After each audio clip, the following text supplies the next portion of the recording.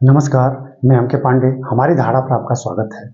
अंगूर और गन्ने के रस से सूरा बनाने की प्रथा भारत में कब से शुरू होगी, इस संदर्भ में हम आपके सामने यह छोटा वीडियो रखने जा रहे हैं।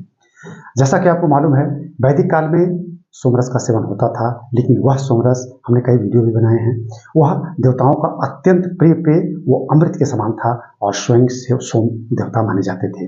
तो उस सोम की तुलना हम अंगूर और गन्ने के रस से जो सूरा बनाई जाती है उससे हम कतई नहीं कर सकते हैं। आगे वैदिक काल में तो सोमरस चलता रहा, लेकिन आगे सूरा का सेवन कैसे होता था, कैसे नहीं होता था, बहुत ज़्यादा जानकारी उपलब्ध नहीं होती है। स्पष्ट रूप से जानकारी जब भारत में विदेशी भ्रमणकारी आते हैं, वो अपन विवरण देते हैं तो पुष्ट प्रमाण मिलता है, और ऐसे बहुत ज़्यादा इसका स्पष्ट उल्लेख नहीं मिलता है। लेकिन भारत में जब चीनी यात्री यहाँ आना शुरू किए तो वो अपने विवरण में इसका उल्लेख करते हैं।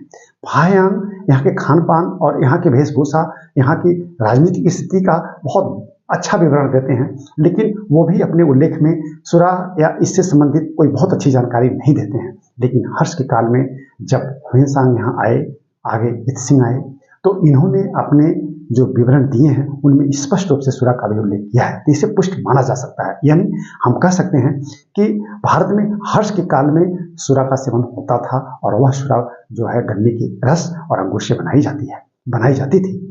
क्योंकि हर्ष के दरबार में जब भी कोई समारोह होता था तो सूरा का पान किया जाता था, और निश्चित रूप से वह सूरा अंगूर और गन्ने के रस से बनाई जाती थी।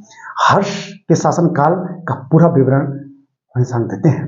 ह्वेनसांग अपने विवरण में लिखते हैं कि यहाँ के लोग खान पान के लिए बड़ी शुद्धता रखते थे, हाथ मुंह धुलने के बाद ही भोजन करने बैठते थे।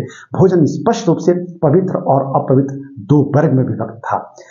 काष्ठ और जो ऐसे चीनी मिट्टी के पात्र उपयोग में लाए जाते थे वो दोबारा नहीं उपयोग में लाए जाते थे, बहुत सफाई रखी जाती थी। सोना चांदी और लोहे के बने पात्र फिर से धुल के अच्छी तरह से रख दिए जाते थे, लेकिन चीनी मिट्टी के बर्तन दोबारा यूज में नहीं लाए जाते थे। बड़ी पवित्रता थी, तो भोजन स्पष्ट रूप से पवित्र और अपवित्र भाग में बटा हुआ था। सूरा मांसाहार भी था, लेकिन आप समझ सकते हैं कि कौन अपवित्र भोजन रहा होगा, कौन पवित्र भोजन रहा होगा। एक उल्लेख और ह्वेनसांग करते हैं कि उस समय लहसुन प्याज वर्जित था। अगर लहसुन प्याज कोई भोजन में यूज करता है, प्रयोग करता है, वो भी अपवित्र माना जाता था। तो बड़े सावधानी पूर्वक हम आपके सामने ये वीडियो प्रस्तुत कर रहे हैं, और खान पान से ही संबंधित है। और निश्चित रूप से हम सूरा के उपयोग कब से, गन्ने के रस या अंगूर से, तो हम मान सकते हैं पूरी तरह से इसका उल्लेख हर्ष के शासनकाल से प्राप्त होता है। आगे इत्सिंग भी इसका उल्लेख करते हैं। हमें विश्वास है कि आपको यह छोटा वीडियो आपको जरूर पसंद आया होगा। अगर आपको पसंद आया होगा तो इस वीडियो को लाइक और शेयर कीजिएगा। हमारे चैनल को अगर आपने नहीं सब्सक्राइब किया है तो प्लीज़ सब्सक्राइब कर लीजिएगा। इस वीडियो को हम यहीं बंद करते हैं। धन्यवाद।